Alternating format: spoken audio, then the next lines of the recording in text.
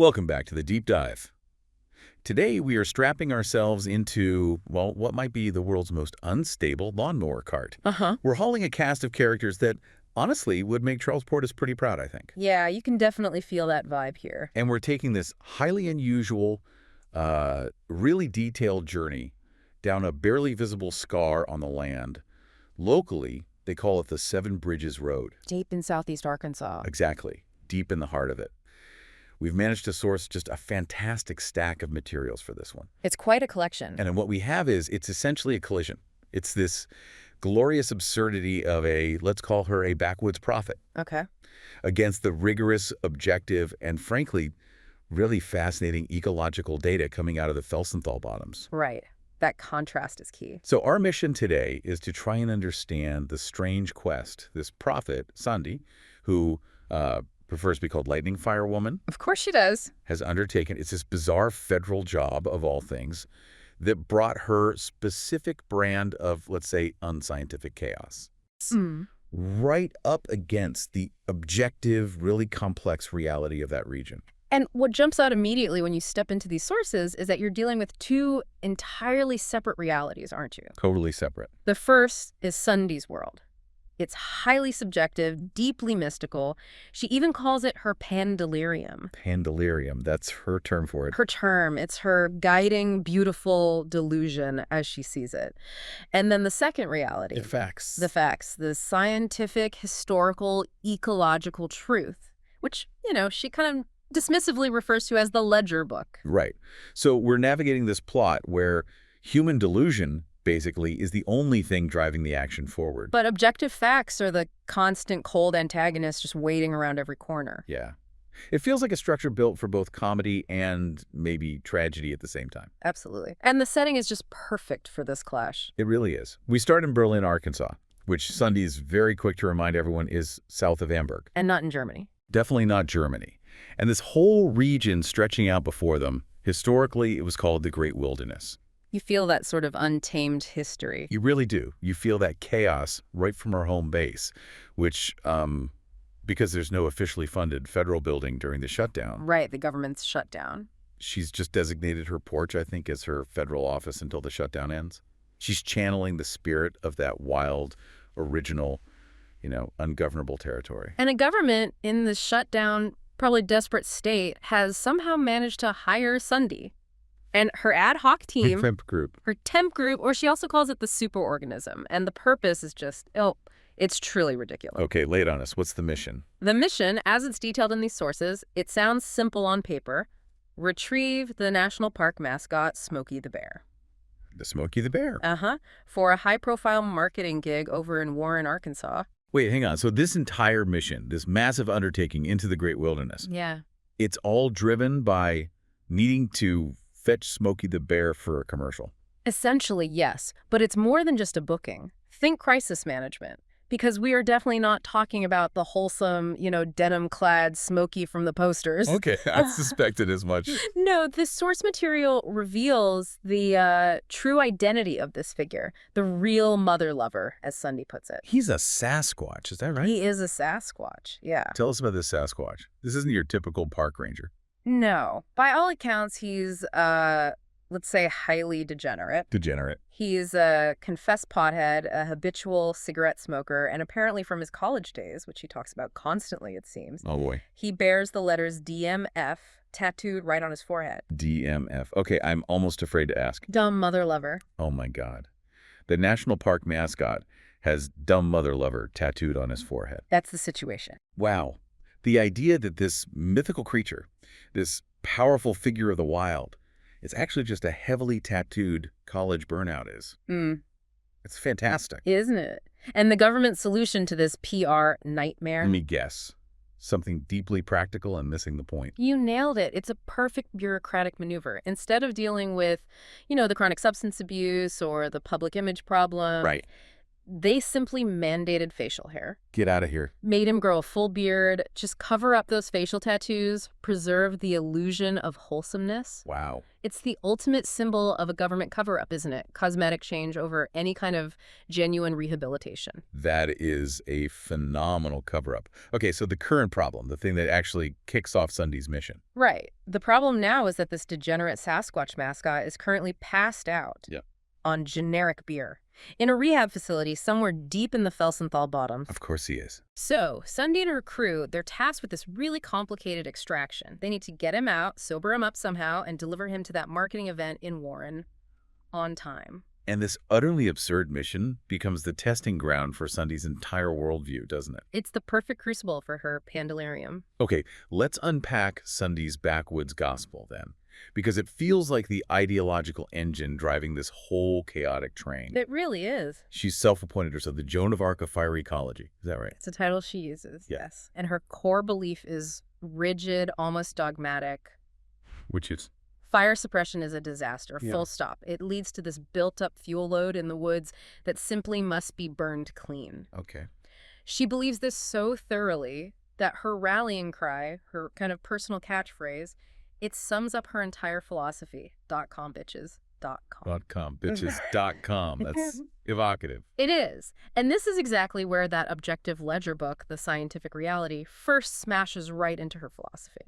Because the science actually agrees with part of her premise, right? Exactly. That's the frustrating part for anyone trying to argue with her. The sources confirm Sundi is, in part, correct. Fire suppression is a major ecological issue in many southern landscapes. It changes species composition, damages ecosystems that rely on natural burns. But there's always a but with Sundi. The but is her methodology, which is, frankly, what the sources bluntly call a commitment to chaos. She doesn't use controlled burns, drip torches, fire breaks. Yeah. None of the professional No. She uses wheelbarrows full of pine straw. Wheelbarrows. Full of pine straw for what she calls her little circles of fire. And the ledger book notes, dried pine straw, especially down south, is essentially nature's gasoline. Right. Highly flammable. So her commitment to just impromptu ignition, often in unauthorized areas, it's a recipe for disaster. But the scientific contradiction here, it gets really detailed. It ties her very local subjective chaos to a much bigger regional environmental problem. It does. Her cleansing combustion, even if it's just a small circle of fire, creates significant artificial light at night. Ellen. Okay, I've heard of this. It's basically light pollution. Exactly. And the sources identify it as one of the most pervasive, yet maybe least understood environmental pollutants of our time. And what does this light pollution actually do to the natural systems Sundi claims she's trying to save? Well, it directly messes things up for several species, but the sources focus particularly on the Pyromaniac firefly. Fireflies? The lightning bugs? Yeah, members of the Lampyridae family. And, we often forget they aren't just pretty blinks of light in the summer. They rely on incredibly precise, species-specific flash sequences for mating. Okay, so how does Sundi's firelight confuse them? Well, think about it. The male fireflies flash to signal who they are, their species identity, and that they're ready to mate. The light from even a small fire, or maybe even just a porch light, acts like visual noise. Static. Okay. It masks those delicate, specific flash patterns. It's like trying to hear someone whisper across a crowded, noisy room, or maybe like at a rock concert. Right. Impossible. The female fireflies simply cannot pick out the correct signal from all that background glow. So you get missed connections, dramatically reduced mating success, And over time. population collapse, especially in the areas right around Sundi's little purification efforts. That's a staggering consequence for what seems like a small personal act of, chaos. And the ecological damage doesn't even stop there. It's not just communication failure. The sources highlight this devastating double whammy, especially concerning the Pyromaniac larvae, the baby fireflies. Okay. These larvae, they are specialist predators. They eat snails. They're actually essential for controlling the snail population in that ecosystem. And Sundi's preferred method is? Springtime prescribed burns, her little circles of fire. Which is convenient for her, maybe clearing brush, but deadly for the fireflies. Exactly. Springtime burns, while they can sometimes be beneficial for certain plants, they scorch the ground right where the firefly pupa and the larvae are living, developing. So she wipes out the next generation. Effectively destroys them. And by eliminating the predator, the firefly larvae, she's indirectly letting the snail population boom. So she starves the fireflies of their food source, too. Well, the adults rely on mating signals. The larvae rely on snails. Her fire impacts both ends of the life cycle. It's the ultimate absurd irony, isn't it? The self-proclaimed prophet of fire ecology is actively destroying a key piece of the ecological infrastructure she claims she's defending. Which leads beautifully, or maybe tragically, to her final defeating conclusion at the end of the narrative. When she's finally confronted with the cold, hard facts from the ledger book, she literally has to concede defeat on this one specific point. She whispers, "Fuck the snails." Yeah, defiant to the end. Completely. So we've got the core conflict established. Sundi's desperate, maybe even intuitive desire to solve a real ecological problem, that fuel load buildup. Right. The problem is real. Is completely undermined by her utterly destructive anti-scientific methods. And all of this is set against the backdrop of this ridiculous federal mission to retrieve a tattooed alcoholic Sasquatch from rehab. Couldn't make it up. And the only way she can even attempt this mission is through her team, her crew. Ah, yes, the superorganism. And here's where it gets really interesting. The formation, the makeup of this crew she takes with her. This isn't just a team. It's the operational unit she calls the superorganism. Okay, let's talk about the structure of this colony. Right. Sundi views her temp group through what the sources call an apicultural concept, beekeeping. That they function like a hive. Exactly. They don't function as individuals in her mind. They are a single mobile colony.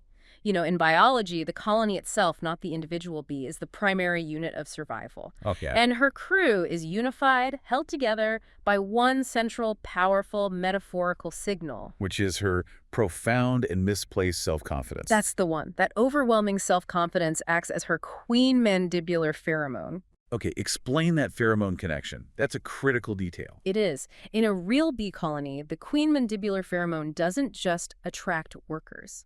It actively suppresses the individual instincts of those worker bees, like their ability to reproduce, their urge to maybe start a new colony, and crucially, their independent thought.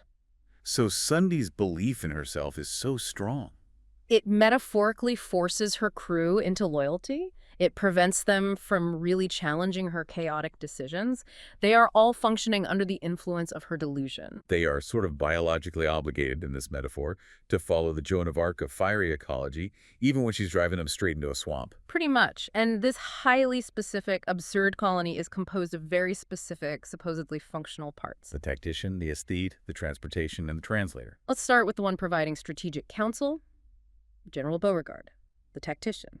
General Beauregard is a red bantam rooster. He is. And he's described as a working-class traditionalist in his approach. Okay, and his function? It's practical. He provides flanking maneuvers, apparently, and morale, which he mainly does by aggressively pecking the crew members when they lag behind. Morale through pecking. Got it. He's pure utility. Utility personified. But the sources reveal this deep, almost paralyzing psychological flaw he has. Which is? Intense status anxiety. And it's centered entirely on the feral peafowl in the area. Peacocks. Why does he hate the peacocks so much? They're just noisy birds. Well, it's not just about the noise, though they are loud. The sources suggest there's a deep socioeconomic metaphor going on here. Really? With a rooster and peacocks? Yeah. Think about it. The general is pure utility, a farm alarm clock, a worker. The feral peafowl, Pavo cristatus, they're described as aristocratic, exotic interlopers. They're living art, figures you associate with historical grandeur, fancy estates, refined taste. They're symbols of conspicuous consumption. So his anxiety is basically fueled by class warfare in birds. Precisely. He is furious that these feathered aristocrats, who seem to do no visible labor, are actually better than him at his own working-class job. Which is making noise. Making noise. The sources note that the peafowl's persistent, loud, piercing calls make them superior intruder alerts. They're just better watchdogs simply by being louder and fancier. They usurp his primary rum-loving role, as the text puts it. That's amazing. The comedy of that rivalry. I can just picture it. That moment where one of the peafowl just looks down its beak at him and lets out that horrible scream. It's just P-A-A-N-K. Yeah, it's pure elemental comedy. He's defeated by sheer pretentiousness. Okay, so if the general represents failed working-class aspiration, the next member of the superorganism, Okra the pig, represents maybe an even more profound, tragic identity crisis. Yeah. A civilized dandy trapped in a world of mud. He's the aesthete. Okra is maybe the most tragically self-aware character in the whole superorganism. He's described as a civilized pig of culture, meticulous about his appearance, obsessed with color theory even. Color theory. Yeah. A pig. Specifically, he's concerned with maintaining his particular shade of ochre ochre, not under any circumstances to be confused with mere red or orange. He's a pig dandy. He is, and he's forced to exist in this wet fungal wilderness. His central obsession is avoiding contamination, specifically mud, and even more specifically, fungal infections on his delicate ochre skin. This preoccupation with cleanliness, refinement, aesthetic perfection, it must stand in violent opposition to his actual biological identity. Absolutely. And that is the central conflict of ochre's existence. Ochre's entire family tree is composed of invasive feral hogs. Oh, wow. The ecological scourge of the Southeast. Exactly. The academic reality, detailed right there in the ledger book, is that these animals are a serious invasive problem. They destabilize entire ecosystems. Can you detail the scope of their destruction? What do the sources say they actually do?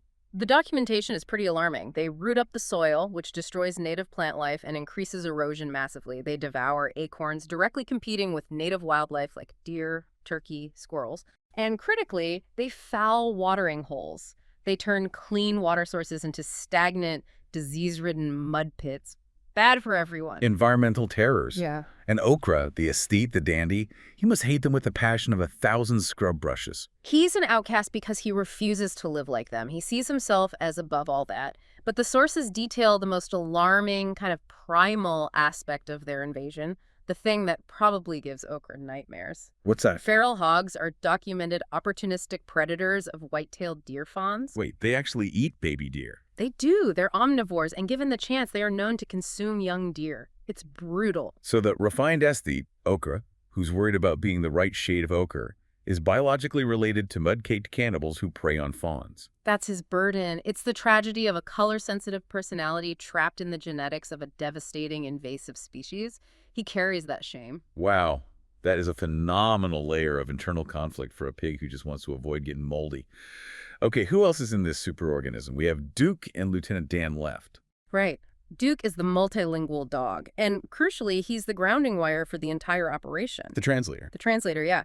He speaks English, Horse, and apparently all, meaning he translates the animal's very pragmatic needs and anxieties Into deadpan, often profane human truth. He cuts through the nonsense. So he's the only source of unadulterated truth in the whole crew. Pretty much. Like when Lieutenant Dan the horse lets out this frustrated, high-pitched nay, Duke just translates it flatly with the appropriate cynical context. What does he say? He said, rum-loving shit, let's go home. This is a bad idea. Perfect. This unfiltered cynicism must be vital, especially given who the transportation is. Exactly, because Lieutenant Dan, the horse, the transportation, is the primary physical obstacle of the entire plot. And the source of the whole geographical narrative's tension. The Seven Bridges Road. Lieutenant Dan is defined by an absolute neurological phobia of bridges and any kind of elevation whatsoever. Any elevation. Any at all. He is the existential threat to the mission's success. He guarantees that their journey along this Seven Bridges Road will be a Sisyphean effort. Constant failures, unnecessary detours. So let's recap the crew. We have an ambitious but scientifically ignorant prophetess. Yeah. A tactical chicken suffering from class-based status anxiety. A pretentious pig descended from carnivorous fawn-eating cannibals. Got him. A deadpan dog translator. And a neurotic bridge-hating horse. All heading into a federally designated disaster area to retrieve a degenerate Sasquatch. It's the perfect setup. It absolutely feels like a Portis-esque quest of cosmic futility, doesn't it? It really does. And the physical setting itself isn't just scenery here. You said it's an antagonist. It is an active antagonist, yes. Okay, let's talk about this geography. The Great Wilderness. That's the historical name. That's what the earliest settlers and surveyors called it. And its geology tells this story of deep time, massive, ancient forces at play. Describe it. It was this enormous low-lying area, stretching westward from the Mississippi River settlements all the way over to the Waukita River. And the land is defined by its major water arteries, most notably Bayou Bartholomew. And the sources emphasize something really big about Bayou Bartholomew, geologically speaking. They do. Geologically, this bayou was, at one point, the ancient bed of the Arkansas River itself. That's a massive river. So the bayou carries that history. It does, and the evidence is apparently visible on the landscape. The source material notes you can identify its colossal scale and age by the distinctive double banks of the bayou. Double banks. Yeah, these aren't typical stream banks. They're formations created only by streams that constantly overflow their main channels and drop their silt load over immense periods of time. Millennia. It essentially makes the landscape itself a record of deep time and ancient floods. It really speaks to the colossal historical power of water that the people living in this region still deal with daily. Absolutely.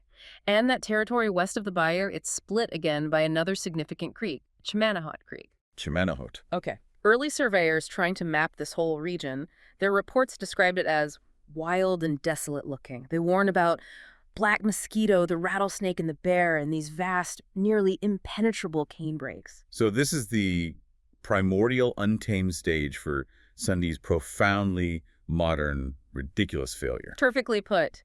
And their operational failure is constantly catalyzed by Lieutenant Dan's neurosis, his bridge phobia. Which is just a hilarious, profound contradiction when you compare the horse's behavior with the animal he sort of mimics out there. The real Ashley County white-tailed deer, Otocoiles virginianus. Right. The horse is terrified of a 2x4 laid across a ditch, but the actual deer that populate this region, they are history survivors.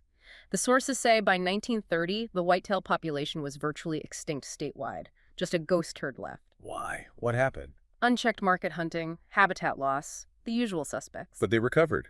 The sources detail this recovery effort, right? It's an amazing ecological success story that the Scientific Ledger book holds up. It really is a massive mid-century restoration effort. Biologists realized they needed to invigorate the remaining fragmented bloodlines, so they undertook this huge translocation effort. Where did they get the deer? They shipped hardy, large-bodied whitetails all the way from Wisconsin down south. Wisconsin deer to Arkansas. Yeah. These northern transplants were critical for rebuilding the population, and wildlife geneticists today confirm that the deer in South Arkansas still carry the genetic echoes of those rugged Wisconsin survivors in their bloodlines. So the real deer are tough, vital, migratory survivors. They're the epitome of ecological resilience. Exactly. And unlike LT and Dan, they are, crucially, strong swimmers. They cross wide bayous without hesitation, just holding their snouts high above the water. Wow. The real fauna of the region embodies resilience and adaptation, while Elton Dan, the pandelirium horse, is the only creature in the entire Felsenthal Bottoms afraid of getting wet or gaining 2 feet of elevation on a bridge. His phobia just defines this Sisyphean bridge loop of the entire mission, doesn't it? They hit the first bridge, Bear House Creek. And immediately, predictably, he refuses to cross. Stand still. Sundi then announces a grand flanking maneuver. Of course she does. And General Beauregard, the tactician rooster, enthusiastically encourages this. Mostly, the text implies, because he believes a successful flanking maneuver will finally earn him some respect over those ridiculous squawking peafowl who are probably watching and judging him from a distance. The status anxiety kicking in again. But the flanking maneuver immediately runs headlong into objective reality, specifically hydrology. Right. Bear House Creek isn't just a simple stream. Because of a unique geological feature in the region called Thebes Gap. Thebes Gap? Uh-huh.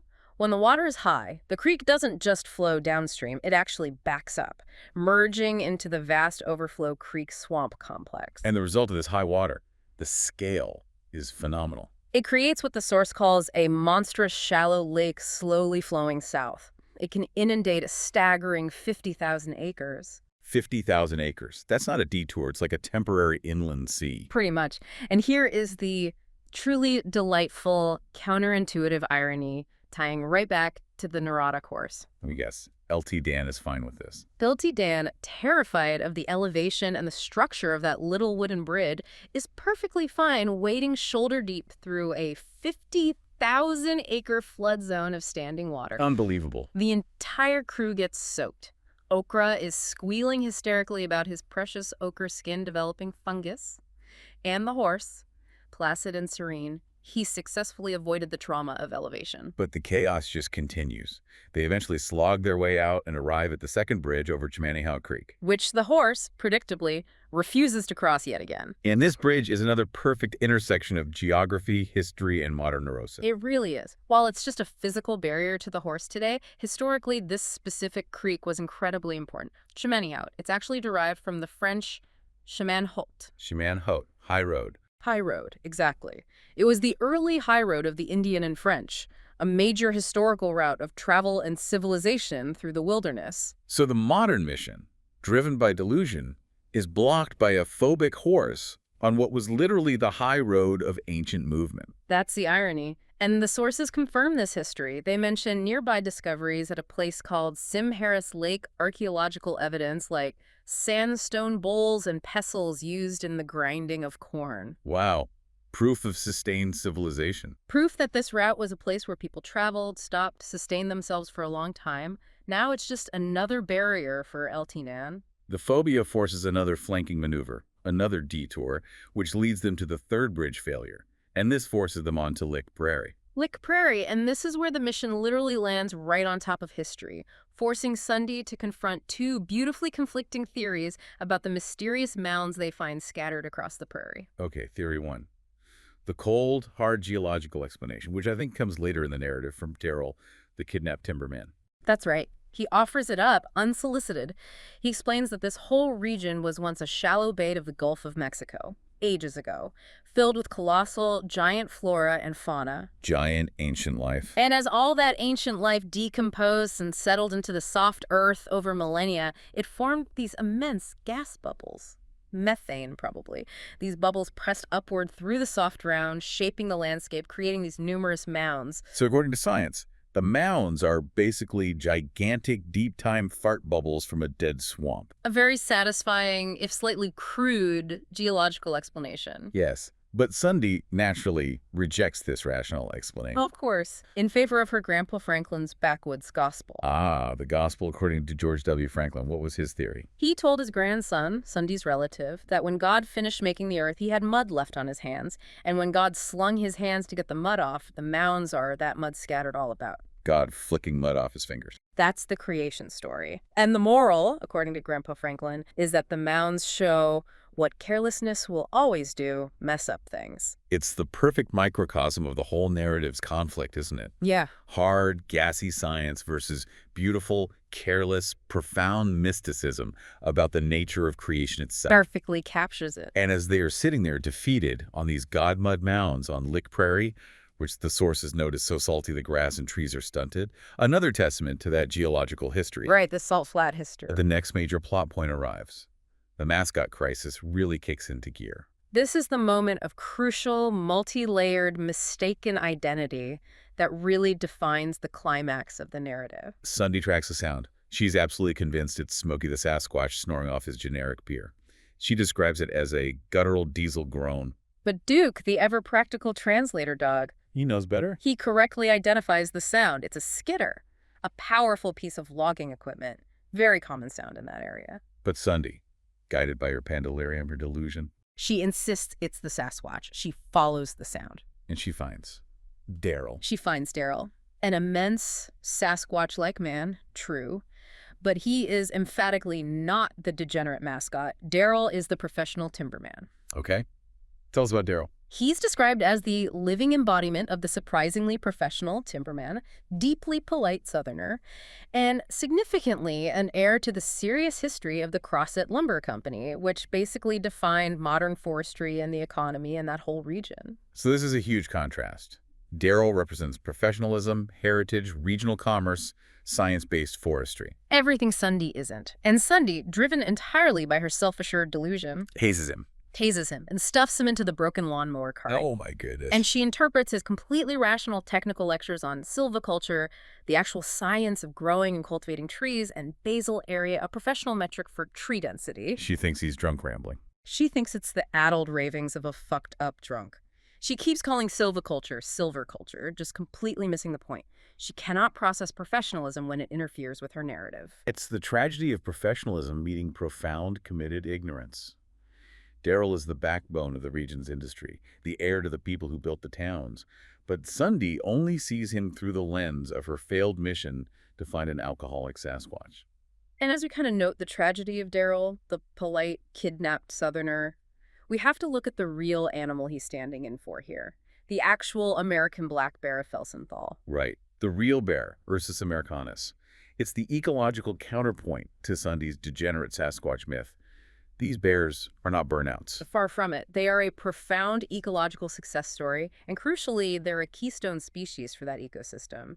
They were successfully reintroduced via this innovative program called the White River to Felsenthal translocation. When did that happen? Between 2000 and 2007.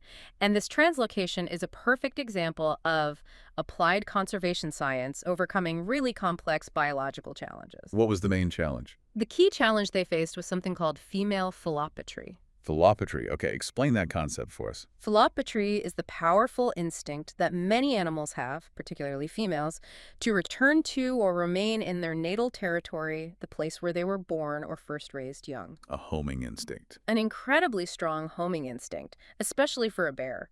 If you just trap a bear and move it, say, 100 miles away, it will often spend weeks, even months, attempting to walk all the way back home. The project actually failed initially when they tried just simple relocation. So how did the biologists get around that? How did they trick the maternal instinct into overriding the homing instinct? It was clever. They leveraged the unique physiological state of the bear during winter. Biologists moved pregnant females, or females with brand new cubs, from their dens at the White River National Wildlife Refuge to artificial dens they built in Felsenthal. And they did this during winter torpor, when the mothers were semi-sedentary, groggy, and their primary focus wasn't mobility, but maternal survival and protecting those cubs. Ah, so the mother wakes up, essentially in the new place, the artificial den, and associates that place with the safety and birth of her helpless newborn cubs. Exactly. They essentially tricked the mothers into associating the new location, Felsenthal, with the most profound fundamental instinct, the safety of their offspring and the establishment of a new, safe home territory. And it worked. It worked beautifully. The project was a resounding success. The real Felsenthal bear population today is a testament to sophisticated applied science and understanding maternal biology. It proves that resilience and adaptation often require precise, careful intervention, not just chaotic burning. Which brings us back to Sundi's attempts to sober up the man she mistakenly believes is the alcoholic mascot Daryl. These failed sobriety attempts are just as absurd as the mission itself, aren't they? They reveal how utterly human-centric her whole worldview is. Completely. They're all based on her false assumption that this massive Sasquatch-like creature operates on the same weak human system she does. Okay, attempt number 1. Coffee. Lots of coffee. Right. And Daryl, still tied up in the cart, uses this opportunity to give his unsolicited lecture on the actual bear's seasonal diet. He points out, correctly, that the bear is 80 to 90% plant-based, but its caloric and biological needs change dramatically throughout the year. What does he detail? He correctly details that in the spring, they need tender grasses, carrion left over from winter kills, and yes, they will opportunistically prey on fawns. A detail that must further drive Okra, the civilized pig listening in, to the brink of a nervous breakdown. You can imagine. Then, Daryl continues, in the summer, they shift to soft mast berries, like pokeberries, easy calories. And most critically, in the fall. In the fall, he explains, they enter hyperphagia. Hyperphagia, eating constantly. It's a biological state where they desperately need to consume something like 20,000 calories a day to build up fat reserves for winter torpor. And Sundi's reaction to this accurate biological information. She dismisses all of this precise, academic, rum-loving information, as she calls it, as the ravings of a biology professor who is just peeing clear from all the coffee. She's so convinced he is drunk, she cannot process scientific data, even when it's being delivered calmly by the man she has kidnapped. Amazing. Okay, attempt 2. Physical fitness. Jogging. Gotta sweat the liquor out. Right. And the irony here is immense. Sundi sees Daryl's calm, easy jogging pace as a sign of his numbness, his exhaustion from the alcohol. She thinks he should be struggling more. But the sources note the reality of the actual black bear's physiology. They are deceptively athletic. Their speed and strength are monumental. They can run 30 to 35 miles per hour. Faster than Usain Bolt. Easily. And they are strong enough to flip 300-pound rocks with a single foreleg just looking for insects or grubs. Daryl, the professional timberman, embodies this kind of immense disciplined strength. His easy, calm endurance isn't numbness from alcohol. It's the quiet strength of a highly capable, durable Southern man used to hard work. But Sundi just interprets his immense physical competence as proof that the liquor is really potent and can't be sweated out. Exactly. Failure number 2. Okay. Attempt 3. Sensory deprivation. She blindfolds him with a feed bag. Why? What's the logic? She believes she needs to calm his overstimulated brain to get the liquor out. It's based on the completely false, human-centric assumption that sight is the bear's primary sense. Which the ledger book thoroughly debunks. Oh, yeah. Delivers one of the most surprising facts about bear biology, actually. Yeah. Bears' eyesight is good, sure, maybe comparable to humans, but their sense of smell is their primary tool for interpreting the world. How good is it? Their olfactory membrane, the smelling surface inside their nose, is a colossal 100 times larger than a human's, giving them an olfactory sense estimated to be 2,100 times more powerful than ours. 2,000 times. That's almost incomprehensible. It's 7 times more sensitive than a bloodhound's. They live in a world of scent we can barely imagine. So Sundi blindfolds him, thinking she's calming him down by removing visual input. But she's actually forcing him into a world defined solely by overwhelming scent. Daryl, the captive, can still smell everything. The sources say, from low tide and regret on the river breeze to the specific, unpleasant, developing fungal infection on Okra's precious ochre epidermis nearby. Oh, poor Okra and poor Daryl. The deprivation fails spectacularly because she didn't consult basic biology. Not even close. Which leads to the final, most tragically ironic attempt at sobering him up. The fire gospel. She tries ritual purification, lighting her signature pine straw circles around the captive Sasquatch man. She is the prophet of fire, using her chosen tool. But her cleansing fire, as we discussed earlier, is an act of profound light pollution, Ellen. And this is the moment where her good intentions cause massive systemic environmental harm that extends far beyond just the fireflies. The sources really emphasize the impact of this light pollution on migratory birds. Right. Most birds migrate at night. A significant majority of North American birds do, yes. They navigate using the subtle light cues from the stars and the moon.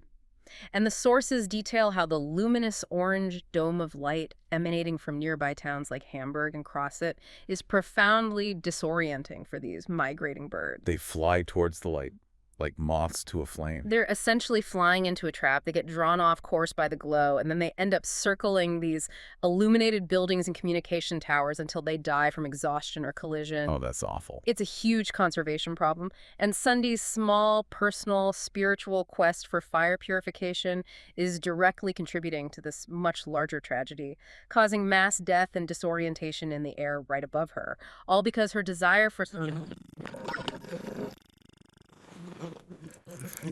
Illusion and accidental ecological damage comes to a catastrophic head at the fourth bridge, the Saline River crossing. This is the big one, the biggest bridge they encounter.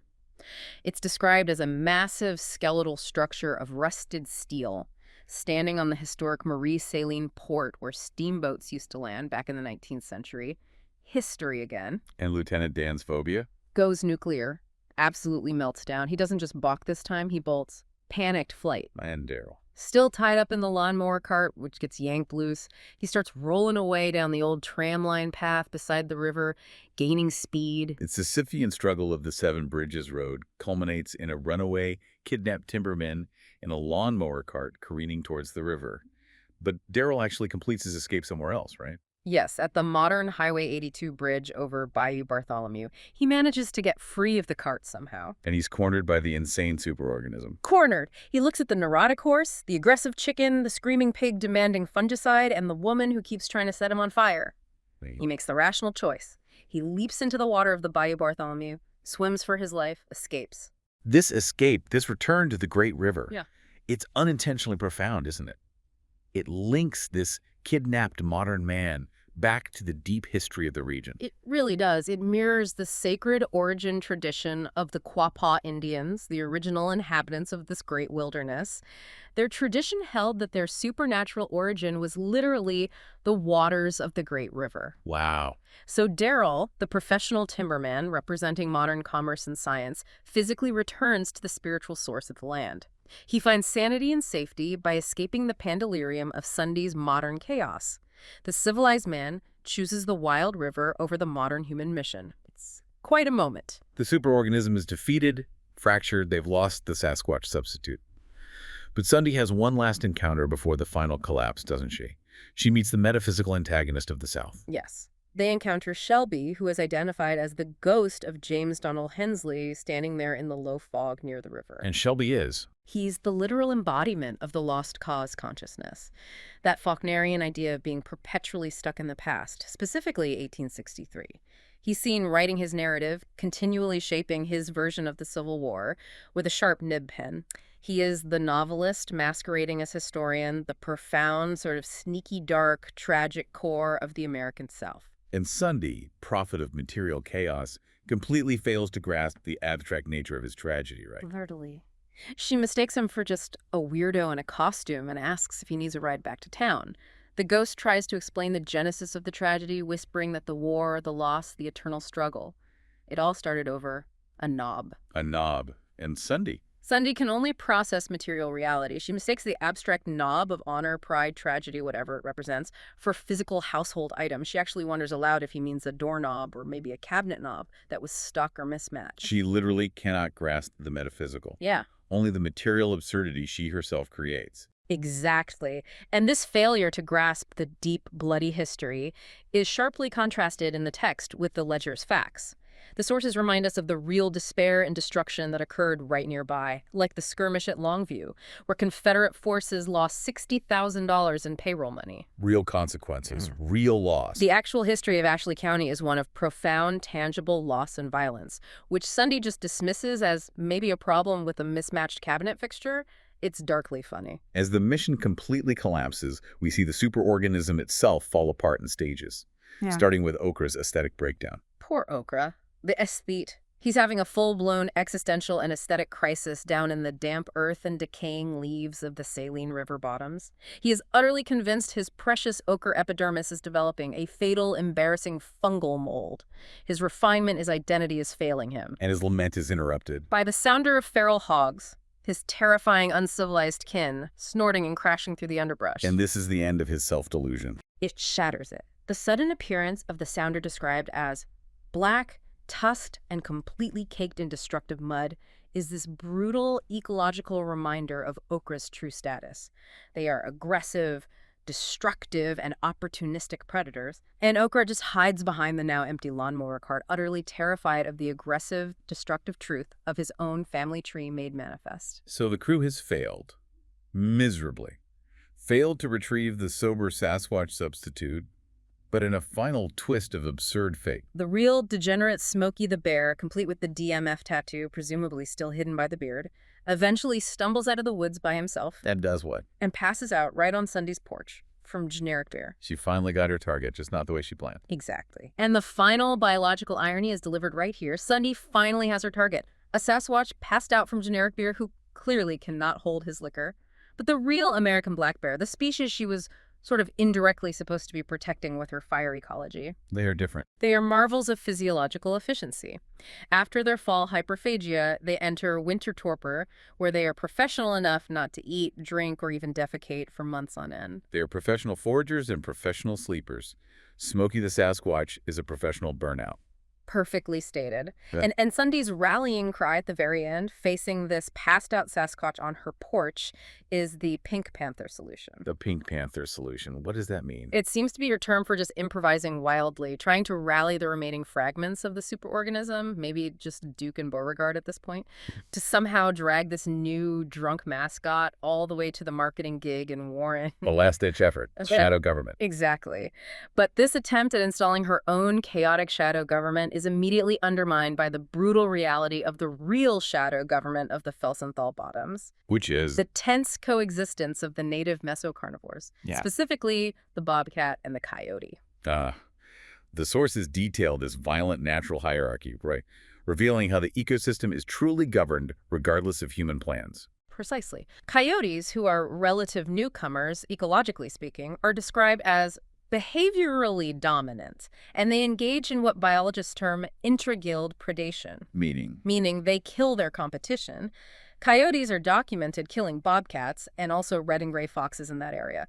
This lethal competition forces the bobcats, the smaller predator, to retreat into extremely dense cover, like impenetrable cane brakes, changing their entire hunting profile just to avoid the coyotes. So there's this violent, efficient, natural hierarchy already in place.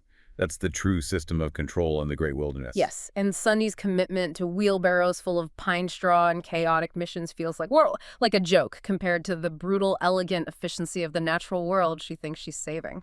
So how does it all end? The mission is a total failure. Total failure. Smokey the Sasquatch, once he's roused, apparently steals Lieutenant Dan, the transport horse, and Sundi's wallet, and flees across the state line into Louisiana, forever complicating the trust family fund's already bankrupt finances, according to a footnote. The superorganism completely dissolves, leaving only Sundi. She returns to her porch, defeated, contemplating that scientific ledger book, the Dale and Ellen, the death of the migratory birds, the highly professional nature of the real bears, the snail-eating fireflies she inadvertently harmed. She's lightning fire woman, the prophet and the fool. Having failed in spectacular, expensive fashion. Does she learn anything? Does she change? She acknowledges the facts, it seems. She's seen the physical consequences of her actions. But she also affirms her defiant commitment to her own brand of chaos. How? She looks at the wheelbarrow, still full of pine straw, the physical symbol of her misguided gospel, and she gives her final, bitter, yet completely defiant statement on the ecological facts that she can no longer really ignore. Fuck the snails. Okay. She lights the pine straw anyway. .com, bitches. .com. Wow.